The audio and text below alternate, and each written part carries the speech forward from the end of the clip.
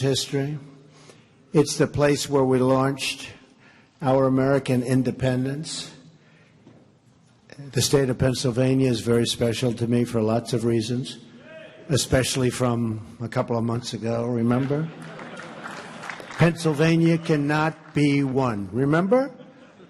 Pennsylvania cannot be won. Right, Congressman?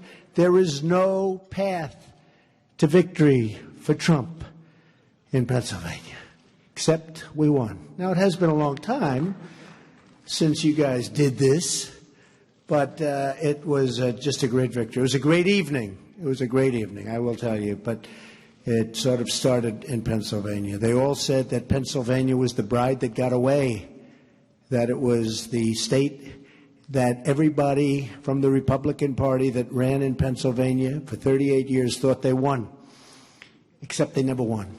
And I thought I won too, but I was afraid to say it, Mitch, because it just seemed that it wasn't working out. So I just said, you know what, I think we did great. Let's see what happens. But good things happen. So we love this state, and we will see it many times again. Now is the dawn of a new era of American independence, a rededication to the idea that the people are in charge of their own destiny. I want to thank Majority Leader McConnell, great guy, and Speaker Paul Ryan, very, very special. And he is writing his heart out, right? And we're actually going to sign the stuff that you're writing. You're not wasting your time. He would write it, he'd send it up, and nothing would happen. But now it's going to happen. For their leadership and for inviting me here today, thank you very much. And thank you, Leader McCarthy, Senator Cornyn, Congressman Scalise, Congresswoman Kathy McMorris Rogers, and Congressman Messer, for your leadership as well. It's been terrific. This Congress is going to be the busiest Congress we've had in decades, maybe ever. Maybe ever. Think of that. And think of everything we can achieve. And remember who we must achieve it for. We're here now because tens of millions of Americans have placed their hopes in us to transfer power from Washington, D.C., and give it back to the people. So important. Now we have to deliver. Enough all talk, no action. We have to deliver. This is our chance to achieve great and lasting change for our beloved nation. Since taking office, I have taken major contractual steps to restore the rule of law and to return power to everyday Americans.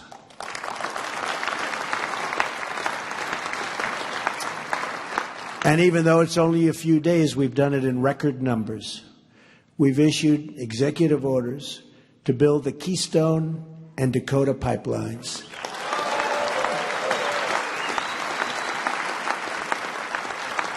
And issued a new requirement for American pipelines to be made with American steel and fabricated in the United States. And I was sitting at my desk, and I'm getting ready to sign Keystone and Dakota. I say, where's the pipe coming from? And I won't tell you where, but you wouldn't be happy. I say, why is it we build pipelines and we're not using pipe that's made in our country? I say, let's put that little clause in, like it's a one-sentence clause, but that clause is going to attract a lot of people, and we're going to make that pipe right here in America, okay? If people want to build pipelines on our land, we want the pipe to be manufactured, and not only that, manufactured here, but you will see a level of quality that you're not going to see when they bring pipe from far distances, have to bring it in small chunks and then fabricate it on the land. Give me a break. We can do much better than that, and we're going to do it much better, and it's going to end up costing less money, believe me. We've reinstated the Mexico City policy, a long-standing policy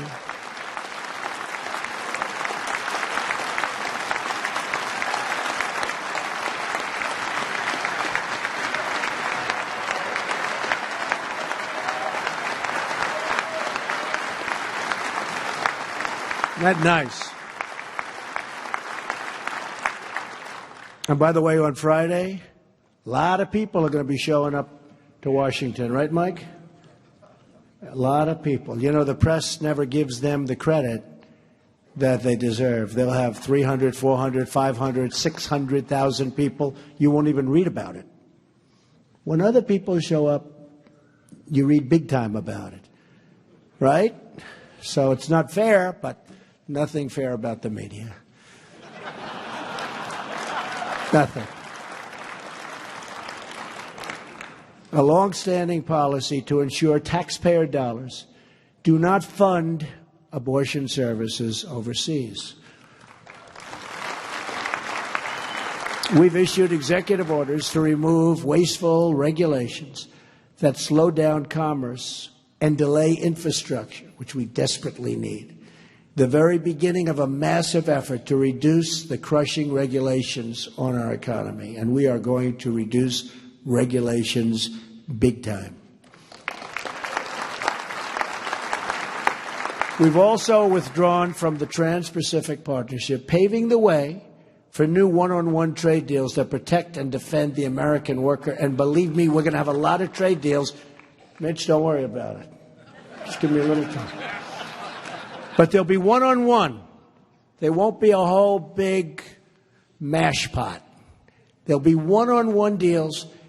And if that particular country doesn't treat us fairly, we send them a 30-day termination, notice of termination. And then they'll come and say, please don't do that, and we'll negotiate a better deal during that 30-day period. The other way, you can't get out of it. It's like quicksand. Plus, we're going to have very, very strong controls over monetary manipulation and devaluation, which they didn't have in TPP. So this is going to be so much better, and we're already on it. I would like to have my Commerce Secretary, Wilbur, approved because I hear he did fantastically well, but they're not quick with the pen on signing these people because we'd like to have him approved as soon as possible. So I know, and Mitch says it will be done, and it will be. They could move faster on the other side, I will say that. Could move faster. I mean, I'm meeting with the Prime Minister tomorrow, as you know, Great Britain. So I'm meeting with her tomorrow. I don't have my Commerce Secretary. They want to talk trade. So I'll have to handle it myself. Which is okay. We've put in place the first steps in our immigration plan, ordering the immediate construction of the border wall, putting an end to catch and release, expediting the removal of criminal this is so important to me. From day one, I've said it. And I mean the immediate removal of criminal aliens. They're going to be gone fast.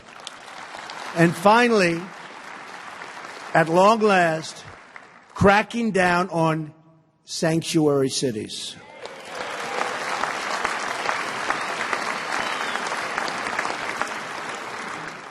It's time to restore the civil rights of Americans, to protect their jobs, their hopes, and their dreams for a much better future.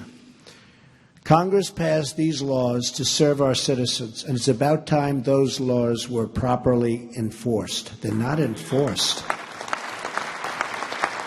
The hour of justice for the American worker has arrived. Border security is a serious, serious national issue and problem. A lack of security poses a substantial threat to the sovereignty and safety of the United States of America and its citizens. Most illegal immigration is coming from our southern border. I've said many times that the American people will not pay for the wall. And I've made that clear to the government of Mexico. NAFTA has been a terrible deal, a total disaster for the United States from its inception, costing us as much as $60 billion a year with Mexico alone in trade deficits. You say, who negotiates these deals? Not to mention millions of jobs and thousands of factories and plants closing down all over our country. On top of that are the trillions of dollars the U.S. taxpayers have spent to pay the cost of illegal immigration. Much of it has then been sent back, and much of it goes back to other countries. And oftentimes, because they don't respect us, the other countries will not accept the criminals that we send back to them that are illegally in our country. I promise you they will start accepting them again, quickly. We're not going to have them any longer. I will not allow the taxpayers or the citizens of the United States to pay the cost of this defective transaction, NAFTA, one that should have been renegotiated many years ago, except that the politicians were too preoccupied to do so. Now, these people are not in that category. You understand that. This is a different group. I think. Right? To that end, the President of Mexico and myself have agreed to cancel our planned meeting scheduled for next week. Unless Mexico is going to treat the United States fairly, with respect, such a meeting would be fruitless, and I want to go a different route. We have no choice. Paul Ryan and other leaders in Congress and I and Mike Pence, who, by the way, how good a choice was Vice President Mike Pence. Everybody loves him.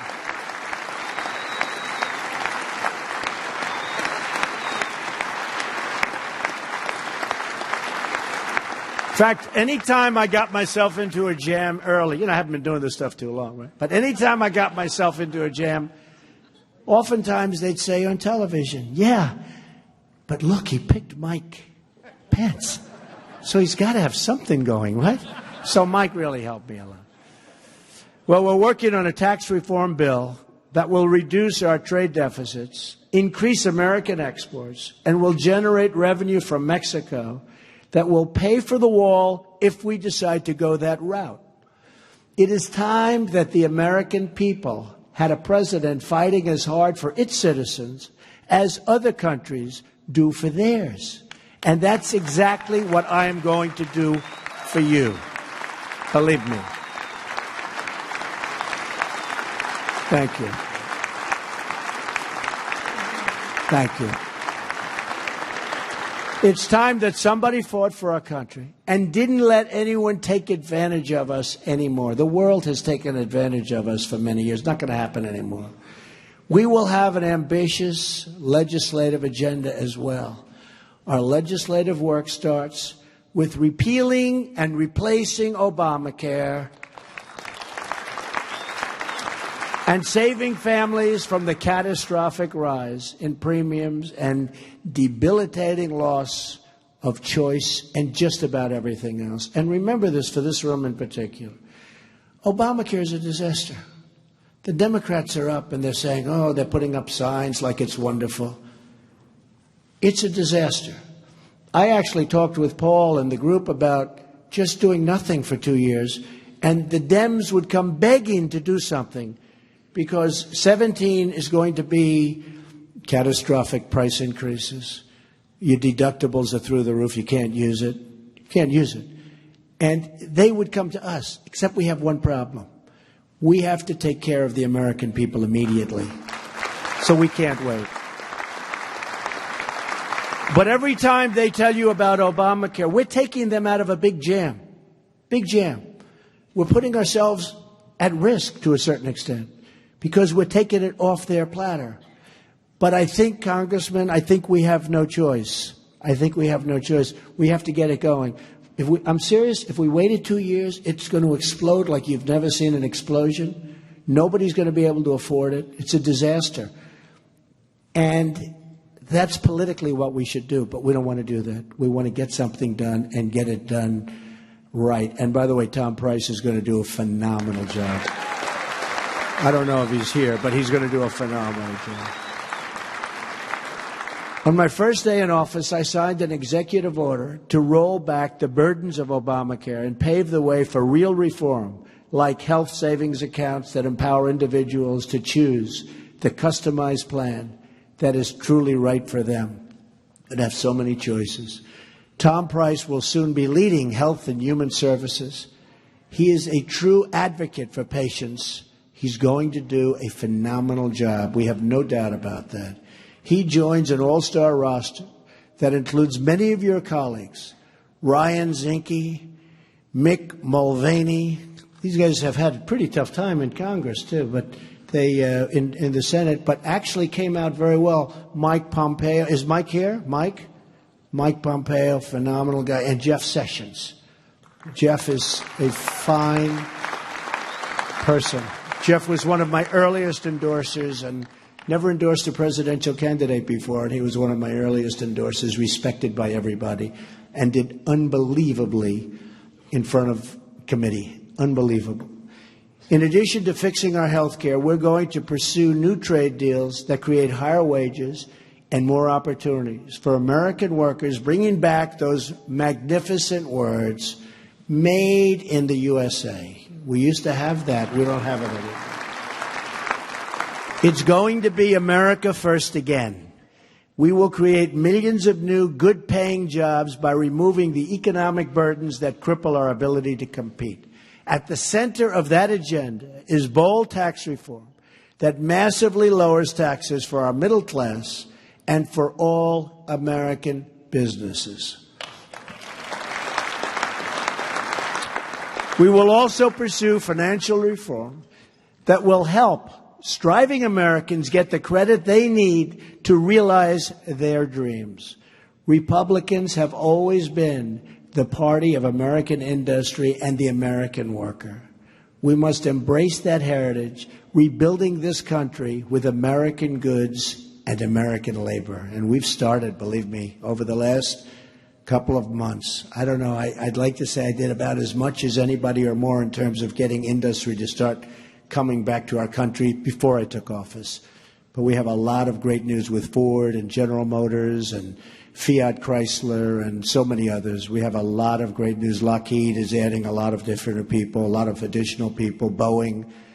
We have a lot of positive things happening, and it's really going to start bursting out. You're going to be seeing it very soon. We want to get our people off of welfare and back to work. So important. It's out of control. It's out of control. And we believe that the world's best country ought to have the world's best infrastructure. It's what our people deserve, and it's what we will ensure they get. Our infrastructure is in serious trouble. We will build new roads and highways and tunnels and airports and railways across the nation. We will fix our existing product before we build anything brand new, however. We have to fix what we have. It's a mess. So we're going to fix it first. The thing I do best in life is build. We will fix it first because we have a lot of things that are in bad shape. And we will rebuild our military and take care of our great veterans.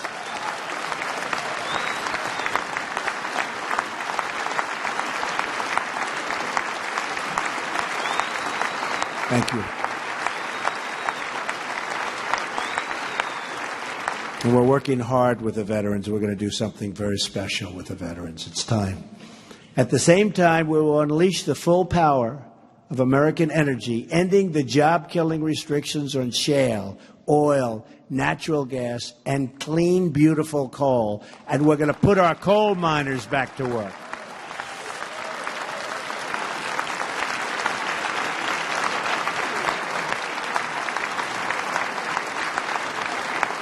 Thank you. And we will protect our farmers, our ranchers, our hunters, our anglers, and all who enjoy the outdoors. But to be a rich country, we must also be a safe country. Right now, too many families don't feel secure. Just look at the 30 largest cities. In the last year alone, the murder rate has increased by an estimated 14%. Here in Philadelphia, the murder rate has been steady, just terribly increasing. And then you look at Chicago. What's going on in Chicago?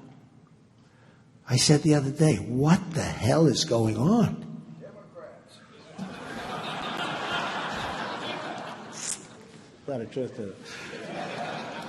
That is why we will continue to stand with the incredible men and women of law enforcement.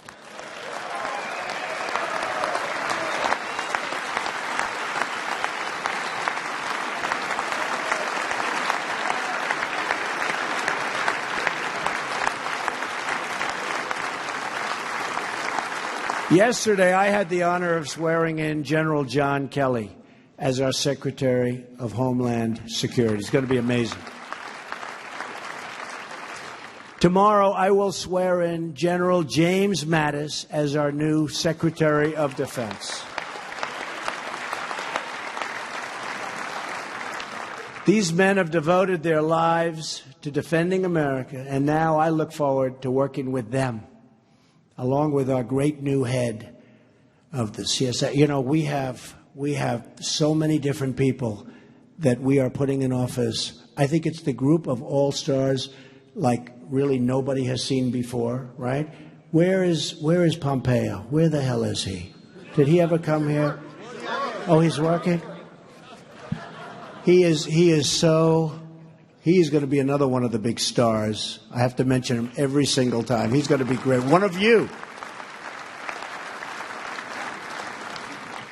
And with you in Congress to keep our country safe from the many threats we face today. That includes protecting Americans from radical Islamic terrorism.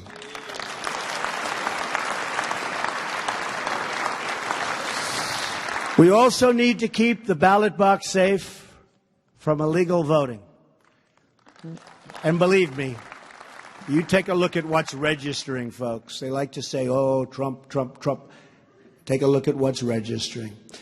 We are going to protect the integrity of the ballot box, and we are going to defend the votes of the American citizens, so important. All of us here today, for the same reason, to serve the citizens of our country. We are not here for ourselves. We are here for them. We are here for the people. We are blessed by divinity and honored by history with the task of preserving this great republic and expanding its blessings to every single American. Thank you.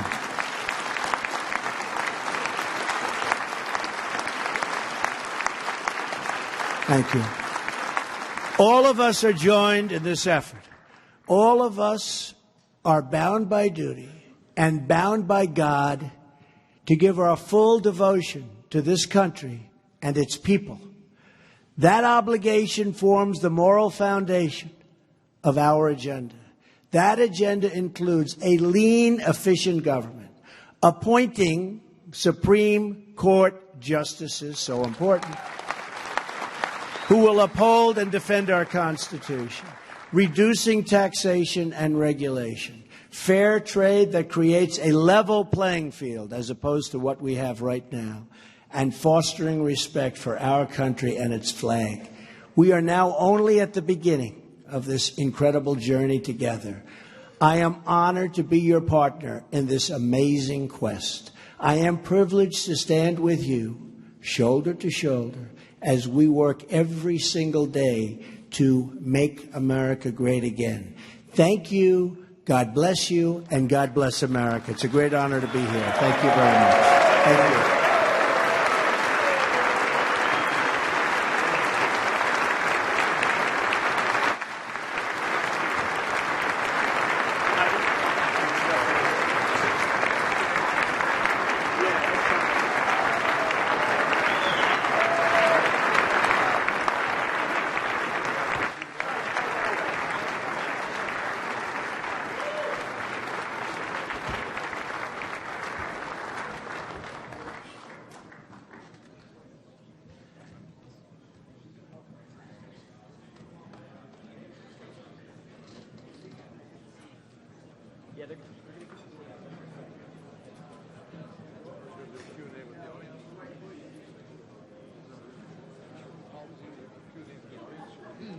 No, audience.